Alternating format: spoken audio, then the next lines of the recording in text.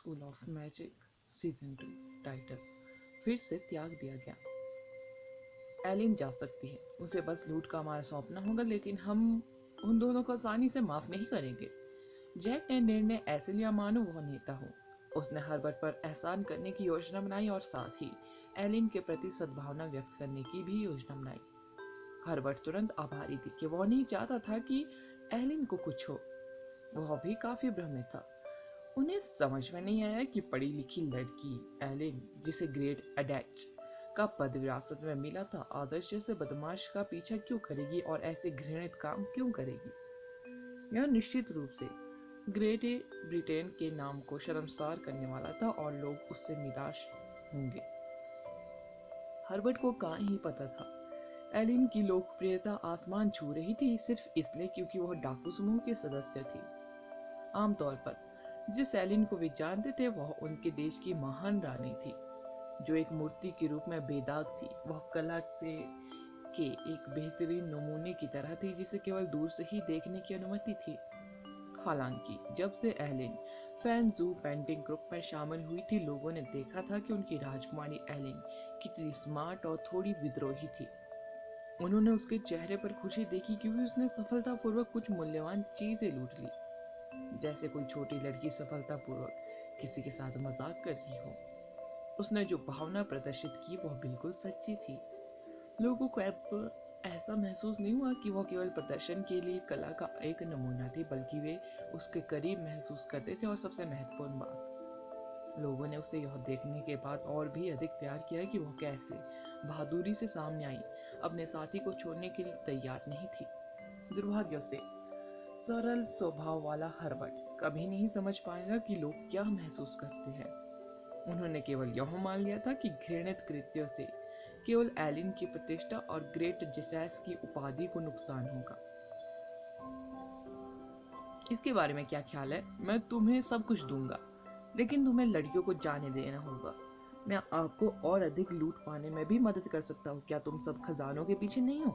मैं उन्हें पाने में तुम्हारी मदद कर सकता हूँ, आदर्श ने कहा। क्या तुम्हें सच में लगता है हम तुम पर विश्वास करेंगे? जैक धीरे से हंसा। हीरो बनने की कोशिश करना बंद करो, वे भी नहीं छोड़ेंगे। नंदिनी और एलिन का भी जाने का कोई इरादा नहीं था। वे जानते थे कि महिलाओं के मन में उनके प्रति गहरी शत्रुता है, क्योंकि वे सभी उन्हें घूरकर देख रही थी। आदर्श ने लड़कियों से कहा, मैं वास्तव में इस बात से बहुत खुश हूँ कि आप लड़कियां मुझसे कितनी प्रभावित हैं। मैं इतना प्रभावित हूँ कि मुझे रोने का मन हो रहा है, लेकिन यह वास्तव में अनावश्यक है। बस भाग जाओ। अगर हम फंस गए तो क्या आप हमें छोड़ देंगे? एलिन ने बदले में पूछा। आदर्श तुरंत शॉक रह गया। निसंदेह वह शांत बैठकर नहीं देखेगा, वह निश्चित रूप से शत्रु को परास्त कर देगा। जैक, मुझे लगता है कि एक समूह हमारी ओर बढ़ रहा है। मिस्र की टीम के शरीफ ने जमीन की कंपन के माध्यम से हलचल महसूस करने के बाद कहा। कौन है वे? जैक ने मुंह चढ़ा दी। मुझे लगता है वे चीनी टीम के सदस्य हैं। पिनोले ने समूह के नेता को पहचाना। विशाल मैदान पर चीनी टीम के कुछ सदस्य गठबंधन के पास आ रहे थे। शुरू में उन्होंने सोचा कि लोगों को कुछ उल्लेखनीय लूट मिली है। यह देखते हुए कि वहां कितने लोग थे, फिर भी जब वे करीब आए तो उन्हें एहसास हुआ कि वे लोग आदर्श, नंदिनी और एलिन को घेरे हुए थे। अगर तुम लोग उनकी हेल्प करना चाहते हो तो आ जाओ, हम तुम पर आसानी से अटैक नहीं करेंगे। जैक ने अभी अभी आई चीनी टीम के सदस्यों को भड़काते हुए गर्व से कहा। कनाडाई, फ्रेंच और इतालवी टीमों के कुछ सदस्य भी आगे बढ़े। हमारा इरादा कोई नुकसान पहुंचाने का नहीं था। हम यहाँ सिर्फ यह देखने आए कि क्या हो रहा है। जितेंद्र ने खोखली हंसी उड़ाई। वह बिल्कुल चौंक गया।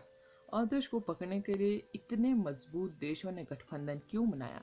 उसने वास्तव में उन्हें गुस्सा दिलाने के लिए क्या किया था? हालांकि जितेंद्र इससे काफी खुश भी था। शाबाश, वे मेरी ओर से आदर्श को सबक सिखा सकते हैं। दूसरों के बारे में क्या ख्याल है? जैक ने फिर से पूछा। शिवांगी ने तुरंत प्रतिक्रिया व्यक्त की। हमें आदर्श जैसे किसी व्यक्ति के साथ मिली भगत करने में शर्म आती है।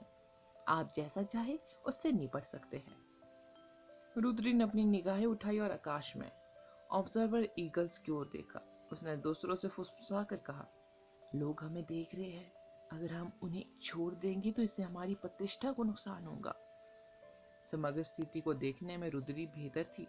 वह जानती थी कि यदि वे अचानक समूह में नहीं आए होते तो कोई उनकी आलोचना नहीं करता, लेकिन अब जब वे ऐसा कर चुके थे तो यह अचानक एक पेचीदा सवाल बन गया था। आखिरकार वे चीन का प्रतिनिधित्व करने वाली एक ही टीम में थे। यदि उनमें आपस में कोई निजी मनमुटाव होता तो ठीक था, परंतु उसे दुनिया के सामने प्रदर्शित करना सही नहीं था। क्या आप कह रहे हैं कि हमें उनसे लड़ना चाहिए? उन देशों को देखो जो गठबंधन में शामिल हुए हैं। अगर हम सचमुच मदद करने की कोशिश करेंगे तो हम ही खत्म हो जाएंगे। हम जानते हैं कि लोग इससे खुश नहीं होंगे, लेकिन कम से कम हम अभी भी मैच में बने हुए हैं। इसके अलावा हमने अब तक जो कुछ भी कमाया है उसे हम खो देंगे। अगर हम खाली हाथ जाते हैं ना केवल हम आगामी मैच हारेंगे, बल्कि हमें नुकसान भी उठाना पड़ेगा। उन बेवकूफ़ों की परवाह कौन करता है? हम बस यही कहेंगे कि हम अपनी टीम की रैंकिंग को बनाए रखने की कोशिश कर रहे हैं। हमारे कबीले हमारे कार्यों को सही ठहराने के लिए लोगों को नियुक्त करते हैं और लोग बस हमारा साथ देंगे, जितेंद्र ने कहा। रुद्री ने संभावित लाभ और हानि का मूल्यांकन करने के लिए कुछ देर तक विचार किया। वह इस बात से भी सहमत थी कि अगर वह दूसरे इससे दूर रहे तो बेहतर होगा, क्योंकि थोड़े समय के लिए डांट खाना सब कुछ खोने से बेहतर है। एक सेकंड रुकिए, क्या वे सचमुच ऐसे ही चले गए थे? मुझे लगा कि आखिरकार मदद आ ही गई, फिर भी वे सचमुच ऐसे ही चले गए। मिस्टर संदीप ने मेज पटक दी और गुस्से में अपने पैरों पर खड़े हो गए। बाकियों के चेहरे भी काले पड़ गए। यह स्पष्ट था कि उनके दो साथी दूसरे देश के प्रतिभागियों से घिरे हुए थे, फिर भी उन्होंने हेल्प करने की जहमत तक नहीं उठाई। कारण चाहे जो भी हो, यह अभी भी उनके देश के लिए बेहद शर्मनाक था। यह काफी निराशाजनक है, चेयरमैन ने भी कहा। जब उनके जैसे व्यक्ति ने अपनी निराशा व्यक्त की तो निराशा जितनी सरल नहीं थी। सिंह कबीले का पुराना मुखिया कुछ ही दूरी पर बैठा था। उसका चेहरा बेहद काला था। भले ही उसने टिप्पणियां नहीं सुनी और अधिकारियों की प्रतिक्रियाएं नहीं देखी, वह स्पष्ट रूप से उनके कामों के महत्व को जानता था। एक अपमान, वह लड़की सिंह कबीले के लिए एक अपमान थी। यह सच है कि सिंह कबीला वास्तव में एक ईमानदार कबीला नहीं था, लेकिन उन्होंने सतह पर अपनी छवि को बनाए रखने के लिए बेहद काम किया था और काफी प्रतिष्ठा अर्जित की थी। अन्यथा इतने सारे मैजिशियन उनकी सेवा करने को क्यों तैयार होते? शिवांगी और रुद्री की हरकतों से निश्चित रूप से उनकी प्रतिष्ठा को गंभीर नुकसान होने वाला था। आप कुछ प्रतिभाशाली सार्वजनिक अधिकारियों को खोजें और उनसे मामले को सुलझाने के लिए कहें। उन्हें इस बिंदु पर ध्यान केंद्रित करने के लिए कहे कि शिवांगी केवल बड़ी तस्वीर पर विचार कर रही है। क्या आप समझते हैं? हमारे दुश्मन को यह दावा करके सिंह कबीले पर अटैक करने के अवसर के रूप में उपयोग न करने दे कि हमारे कबीले के एक सदस्य ने अपनी खातिर अपने साथियों को छोड़ दिया है। सिंह कबीले के मुखिया वास्तव में एक बूढ़ा चालाक लोमड़ी था। उसे तुरंत एहसास हुआ कि क्या होने वाला है, इसलिए उसने नुकसान को कम करने के लिए तुरंत व्यवस्था की। हालांकि व्यवस्थाओं के बावजूद जब किसी व्यक्ति की प्रतिष्ठा की बात आती थी तो लोग आसानी से प्रभावित हो जाते थे। उन्होंने देखा था कि कैसे शिवांगी, जितेंद्र, रुद्री और सूर्या दुश्मन द्वारा धमकी दिए जाने के बाद पीछे मुड़ गए और चले गए। दर्शकों के बीच तुरंत ही गालियों का भारी हंगामा मच गया। दर्शक स्वयं भी स्थिति का आंकलन करने में सक्षम थे। जो सही था वह सही था और जो गलत था वह गलत ही रहेगा।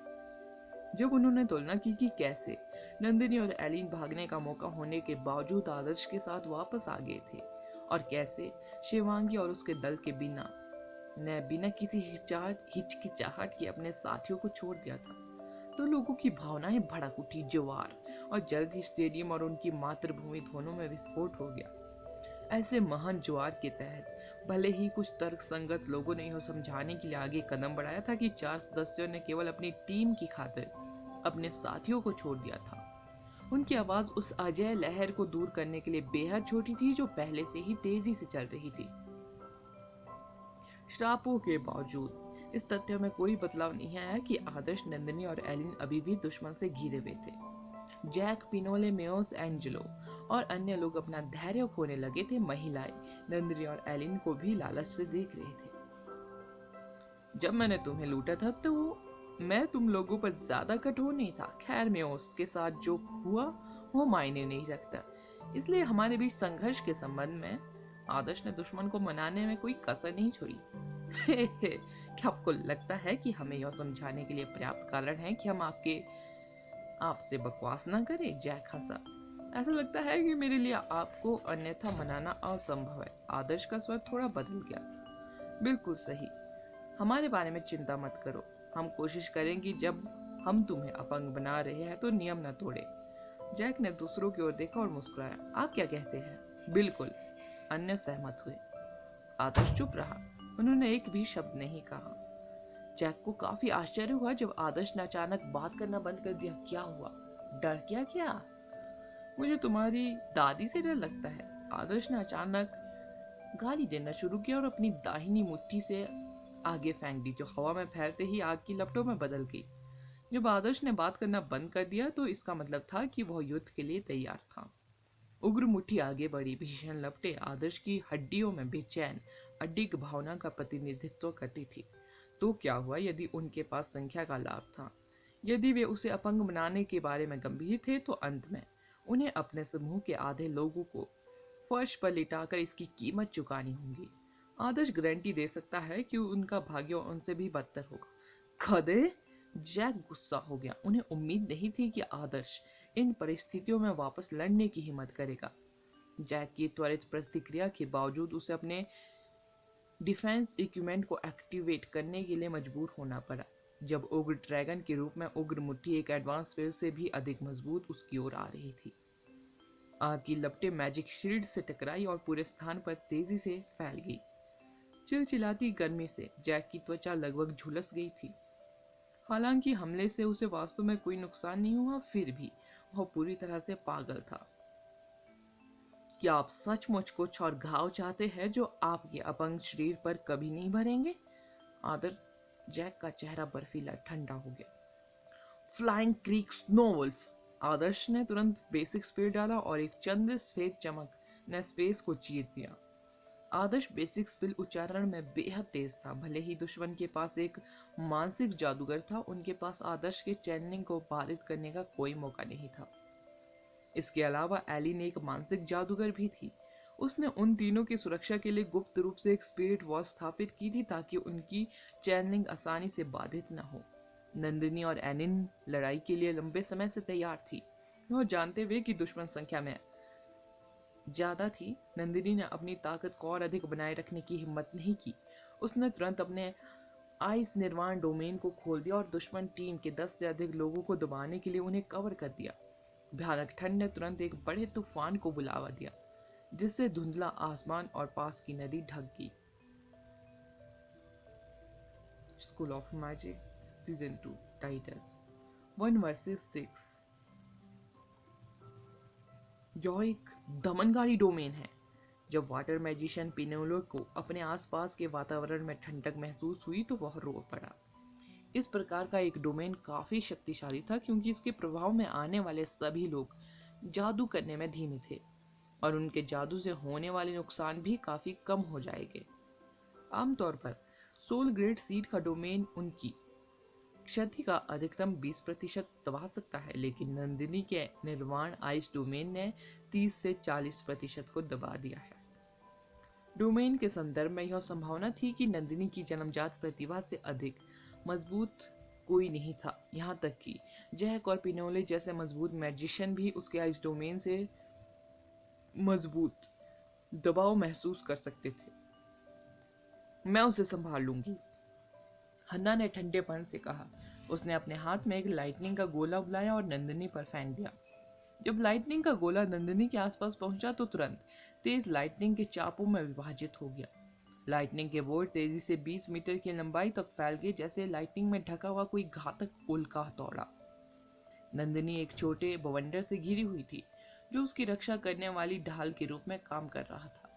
भले ही इसकी रक्षा विंड विंग्स शेल्टर की रक्षा से अतुलनीय थी, फिर भी यह लाइटनिंग के अटैक से उसकी रक्षा करने के लिए पर्याप्त से अधिक था। जब हन्ना ने नंदिनी को आसानी से उसके अटैक को नाकाम करते देखा तो वह थोड़ी उत्तेजित हो गई। वह आसानी से बता सकती थी कि उसके मैजिक की शक्ति काफी कम हो चुकी थी। आमतौर पर उसका लाइटनिंग मेटियोर हैमर अधिक प्रभावी होगा। महिला के पास स्पष्ट रूप से एक उत्कृष्ट डोमेन था जिससे वह बेहद ईर्ष्यालु थी। क्या आपको लगता है कि जब तक आप हानि रहित होने का दिखावा करेंगे तब तक आप ठीक रहेंगे? हम एक टूर्नामेंट के बीच में हैं, जहां प्रतिभागियों को एक दूसरे के साथ संघर्ष करना है। मुझे देखने दो कि एक औरत जो तुम्हारी जैसी केवल किसी की दया अर्जित करना जानती है, उसके पास क्या है। बेले काफी समय से इस मौके का इंतजार कर रहे थे। समाचारों, लेखों और महिला पत्रिकाओं में इंग्लैंड की महान रानी का उल्लेख होता रहा और बेले को यह बेहद कष्टप्रद लगा। वो हमेशा एक प्राचीन कुलीन परिवार से आती थी, फिर भी यह महिला हमेशा सुर्खियों में क्यों रहती थी, जबकि वह एक अंधेरे कोने में सड़ रही थी। ऐसा लग रहा था कि बेले को गहरी शिकायत है। अभिशाप तत्वों की शक्ति उसके शरीर से फूट पड़ी। क्रिम्सन लाल चमक ने ग्रेट डचेस एलिन के ऊपर एक दुष्ट मकड़ी का जाल बना दिया। उस पर एक शापित मकड़ी धीरे धीरे एलिन की ओर रैंग रही थी। उसकी लालची आंखें उसकी आत्मा पर टिकी हुई थी। बेले, मुझे नहीं पता कि तुम मुझसे इतनी नफरत क्यों करती हो, लेकिन तुम मेरे साथ जो व्यवहार करी हो उससे मैं सचमुच निराश हूँ। जब हम एक साथ आइसलैंड गए थे तो हमने बहुत अच्छा समय बिताया था। एलिन ने स्पिल को शांति से देखा। आइस डोमेन डार्क मैजिक के सामने बेकार है, तुम मुझे कम मत समझो। जैसे ही भयावह स्पाइडर ट्रैप तेजी से नीचे उतरा, बेले की आंखों से एक पूरी रोशनी निकलने लगी। इस बीच नुकीले नुकीले दांतों वाला एक भयावह दिखने वाला डीमन कहीं से प्रकट हुआ।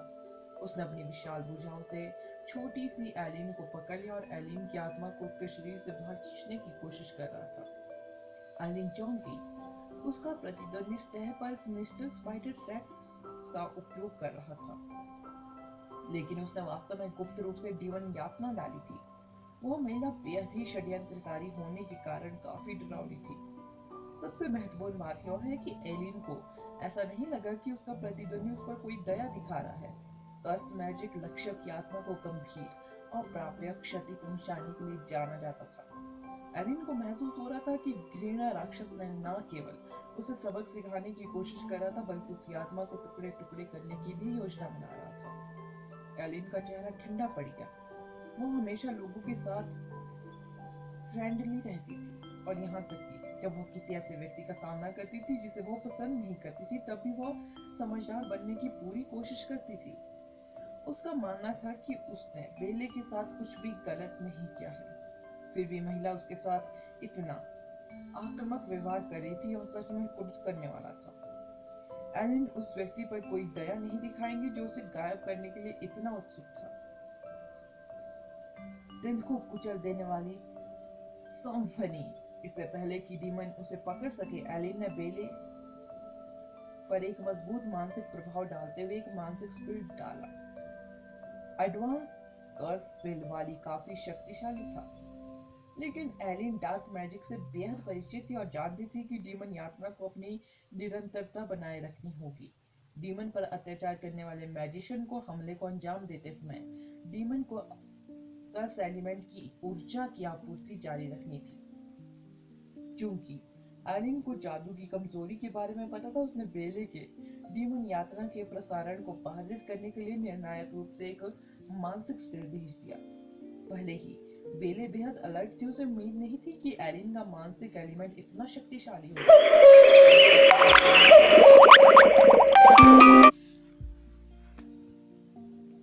सिर्फ अटैक की एक लहर नहीं थी, यह शिकायतों से भरी एक धुन की तरह थी जो सिम्फनी खत्म होने तक उसके दिमाग में बनी रही। इस दौरान उसका दिमाग काफी परेशान हो गया था, जिससे वह कोई मैजिक नहीं कर पा रही थी। मुझे आपकी मदद करने की अनुमति दीजिए, एक कनाडाई छात्र जो लंबे समय से बेले की चापलूसी करने के मौके का इंतजार कर रहा था ने कहा। कनाडाई छात्र स्पष्ट रूप से एक अटैक मैजिशियन था। उसका मैजिक बढ़ने लगा और भले ही नंदिनी के निर्वाण आइस डोमेन ने उसके स्पिलों की शक्ति को कमजोर कर दिया था, फिर भी इसने एलिन के लिए एक बड़ा खतरा पैदा कर दिया। एलिन का फर्स्ट एलिमेंट वाटर था, उसकी डिफेंस भी औसत थी। वह केवल निष्क्रिय रूप से अपना बचाव कर सकती थी। मैं उन्हें संभाल लूंगी, मेरी चिंता मत करो, और बहुत दूर ना जाने की कोशिश करो ताकि मेरी स्पिरिट वॉल अभी भी तुम्हारी रक्षा कर सके, एलिन ने कहा जब उसने देखा कि नंदिनी ने उसकी मदद करना शुरू कर दिया है। नंदिनी ने अपना ध्यान तब हटा दिया जब उसे एहसास हुआ कि एलिन अभी भी स्थिति को शांति से संभालने में सक्षम है। आखिरकार नंदिनी स्वयं भी काफी परेशानी में थी क्योंकि 4 मैजिशियन एक साथ उसे निशाना बना रहे थे। शुरुआती मैच के दौरान नंदिनी के शानदार प्रदर्शन ने उन्हें सुर्खियों में ला लिया था। परिणाम स्वरूप कई प्रतिभागियों में उसे हराने की प्रबल इच्छा थी। विनोले और हन्ना के नेतृत्व में उन चारों ने अटैक करना जारी रखा, जिससे उसे लगातार पीछे हटने के लिए मजबूर होना पड़ा। उसके आइस मैट्रिक की आपूर्ति उत्पादन की दर के साथ तालमेल बिठाने में असमर्थ थे। ताकत के मामले में विनोले और हन्ना दोनों अविश्वसनीय रूप से मजबूत थे। हालांकि प्रतिभागियों के बीच उन्हें केवल औसत से ऊपर माना जाता था, अन्य 2 छात्र काफी औसत थे। आमतौर पर नंदिनी कुछ ही समय में उन्हें आसानी से हरा सकती थी, लेकिन जब चारों ने मिलकर उसके खिलाफ लड़ाई लड़ी तो यह कहने की जरूरत नहीं थी कि वो अपनी पकड़ बनाए रखने के लिए संघर्ष कर रही होगी। सौभाग्य से उसका निर्माण आइस डोमेन काफी शक्तिशाली था। उसकी कल्टीवेशन दुश्मन टीम में किसी से भी अधिक मजबूत थी।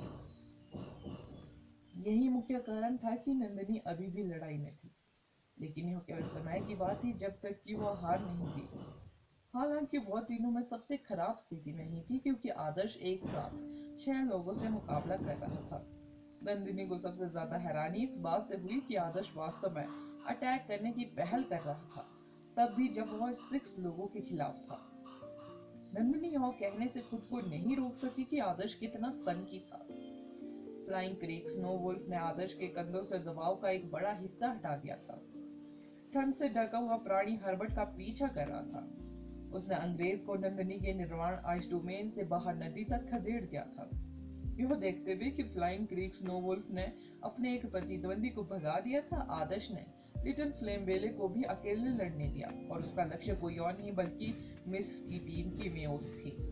लिटिल फ्लेम बेले भी प्रतिशोधी थी। वह कभी नहीं भूलेंगी कि पास्ट में मेयोस ने उसे कैसे परेशान किया था। वह छोटा प्राणी एक फूटते हुए ज्वालामुखी की तरह थी, जो हर जगह जंगली विपत्ति की आग छोड़ रही थी। मेयोस ने कभी नहीं सोचा था कि छोटा समन बीस्ट केवल आधे साल में इतना मजबूत हो जाएगा। उसकी त्वचा पहले से ही चिलचिलाती गर्मी से झुलस रही थी। फ्लाइंग क्रीक स्नो वुल्फ और लिटिल फ्लेम बेले दोनों ने कमांडर लेवल हासिल कर लिया था। भले ही टूर्नामेंट में भाग लेने वाले प्रत्येक प्रतिभागी के पास उल्लेखनीय ताकत हो जो उन्हें अपने दम पर एक कमांडर लेवल के प्राणी से मुकाबला करने की अनुमति दे, फिर भी एक कमांडर लेवल का प्राणी अंततः लड़ाई जीतेगा। तुमने उस आत्मा का उपयोग करने की हिम्मत कैसे की जिसका मैं पहले से ही शौकीन था, भाड़ में जाओ। जैक पूरी तरह से नाराज था, खासकर जब उसने देखा कि फ्लाइंग क्रीक स्नो वुल्फ कितना मजबूत था। उसे इस बात का पूरा अफसोस था कि जब उसने आत्मा को पहली बार देखा तो उसने उसे तुरंत क्यों नहीं खरीदा। इस तरह अब उसके पास एक और कमांडर लेवल का प्राणी लड़ रहा होगा। आप अकेले व्यक्ति नहीं है जिनके पास समन बीस्ट है। जैक ने खोखली हंसी के साथ कॉन्ट्रैक्ट समनिंग बीस्ट गेट खोल दिया। उस अंतराल से एक विशाल डीमन जीव निकला, जिसका शरीर पशु जैसा था और उसकी पूंछ बिच्छू जैसी थी। हर किसी ने अपनी सांस रोक ली जब उन्होंने महसूस किया कि मौत और बर्बरता का भयानक औरा मंडल उन पर मंडरा रहा है। जीव ने जमीन को जोर से रौंदा। आदर्श की दिशा में जमीन दरकने लगी। आदर्श जिससे बचने ही वाला था, उसने बिच्छू पूंछ वाले डीमन को चकाचौंध करने वाली चमक छोड़ते हुए हवा में छलांग लगाते हुए देखा। जैसे ही यह किसी पहाड़ की तरह नीचे गिर रहा था, इसका शरीर अचानक कई गुना बड़ा हो गया। जानवर बिल्कुल विशाल था, इस हद तक कि आदर्श हमले से बचने के लिए संघर्ष कर रहा था। उसे उस प्राणी की छाया से मुश्किल बचने के लिए डार्क नोबल मेटल का उपयोग करने के लिए मजबूर किया गया था, जो उस पर सुमो स्लैम कर रहा था। दुश्मन ने एक अवरोध स्थापित कर दिया था, जिसका अर्थ है कि आदर्श अब डार्क नोबल मेटल के साथ बच नहीं सकता था। इसके अलावा दुश्मन टीम पर मानसिक मैजिशियन ने भी उसे एक निशान के साथ टैग किया था। मानसिक तत्वों के बिना भी प्रकाश तत्व छाया तत्व की सबसे बड़ी कमजोरी थी। Dark noble matter brilliant light की एक साधारण कास्टिंग के साथ आसानी से उजागर हो जाएगा।